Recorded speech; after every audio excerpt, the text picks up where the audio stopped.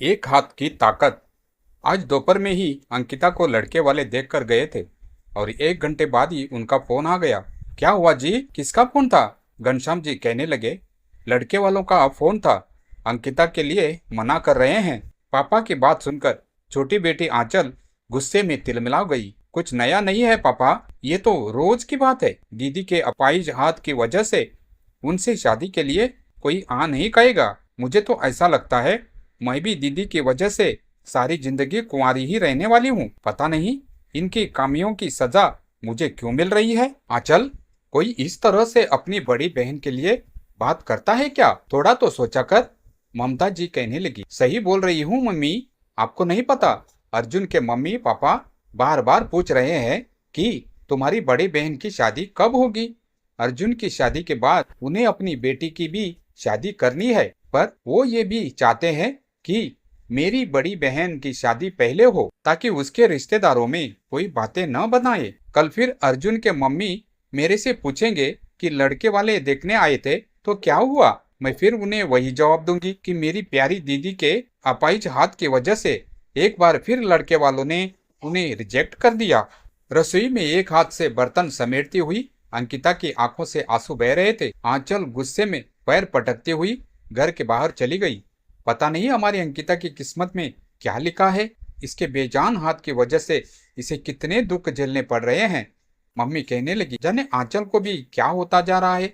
इतना गुस्सा उसके अंदर भर गया है कि कभी कभी मुझे तो डर लगता है कि वो गुस्से में अंकिता को ज्यादा ना सुना दे। आंचल के दिमाग में तो कुछ और ही चल रहा था। उसने अर्जुन के परिवार वालों से बात की और घर आकर अपना फैसला सुनाया। मम्मी पापा, मेरी अर्जुन के मम्मी पापा से बात हो चुकी है, वो शादी के लिए मान गए हैं। आप बस अंकिता दीदी को बोल दो कि ये कुछ समय के लिए यहाँ से चली जाएं और फिर जब मेरी शादी हो जाएगी उसके बाद वो यहाँ लौट सकती है, पर मेरी शादी होने तक ये यहाँ नहीं रहेगी। ये बहाना कर दूंगी कि ये अपने जरूरी काम से कुछ महीनों के लिए बाहर है।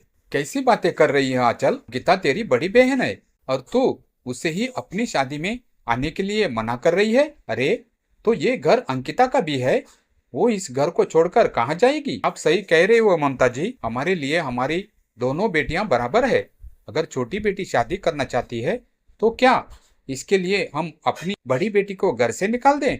कभी नहीं, मैं ऐसा कभी नहीं करूंगा। मम्मी पापा, आंचल शायद ठीक कह रही है और फिर कुछ दिनों की ही तो बात है। अगर मेरे यहाँ से थोड़े दिनों के लिए चले जाने से आंचल की शादी ठीक ठाक हो जाती है तो इसमें कोई बुराई भी नहीं है। मैं कुछ दिनों बाद लौट आऊंगी। आंचल मेरी छोटी बहन है और इसकी खुशी के लिए मैं कुछ भी कर सकती हूँ। अंकिता बहुत समझदार थी। उसने कुछ दिनों के लिए चले जाने में ही सबकी भलाई समझी और फिर अपने मम्मी पापा को समझाकर अंकिता कुछ दिनों के लिए अपने परिवार से दूर हो गई। अंकिता के मम्मी पापा लगातार उससे फोन पर बात करते रहते और वो उन्हें तसल्ली देती थी कि वो बिल्कुल ठीक है। अंकिता अपनी सहेली कंचन के साथ रह रही थी। एक दिन अंकिता मेट्रो में सफर कर रही थी। उसने देखा मेट्रो में कुछ लड़के लड़कियां ग्रुप बनाकर एक नए ही स्टाइल के रॉकिंग म्यूजिक के साथ गिटार पर भजन गा रहे हैं।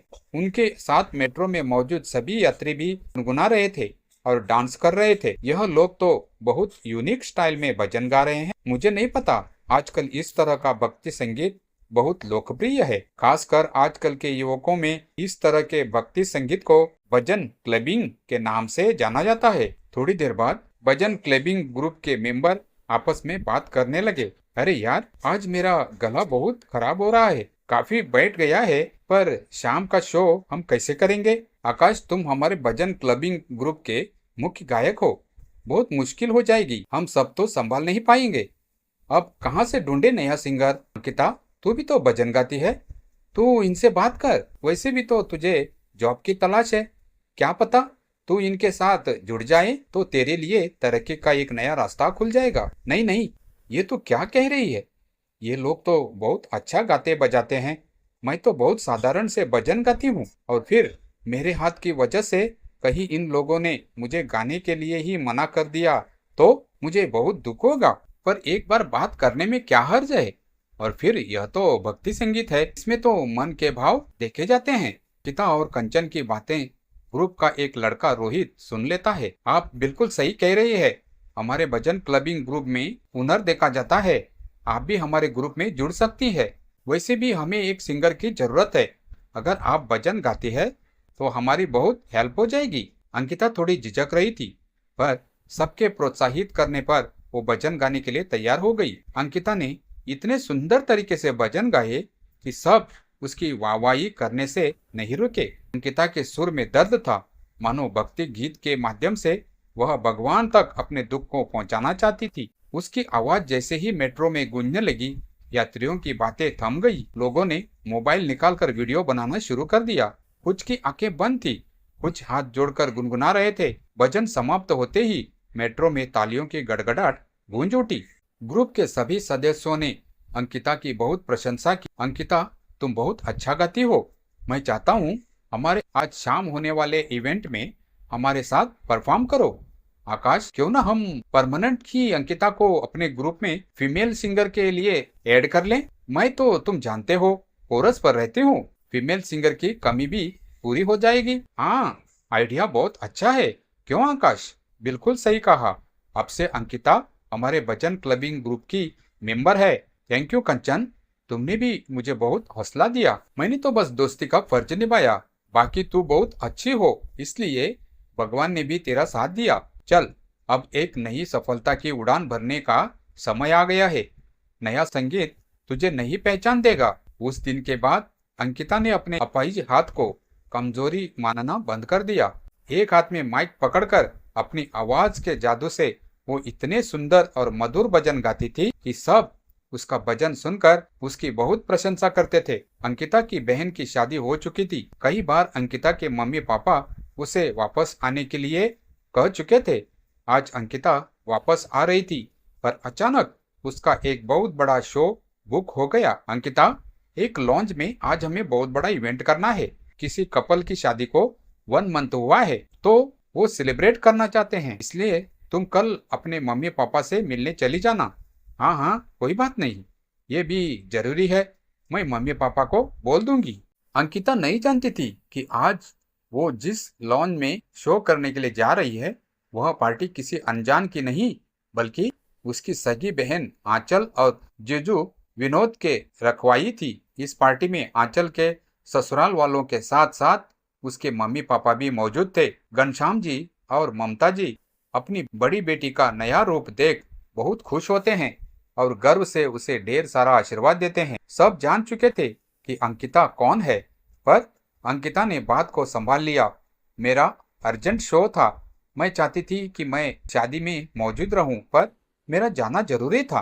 कोई बात नहीं साली साहिबा, अब तो आप इसी शहर में हो। एक काम करते हैं, हम एक ग्रैंड पार्टी रखेंगे जिसमें आपका भजन क्लबिंग ग्रुप खूब बढ़िया तरीके से भजन गाएगा। क्यों आकाश जी? बिल्कुल विनोद जी, अंकिता के रिश्तेदार मेरे ही रिश्तेदार।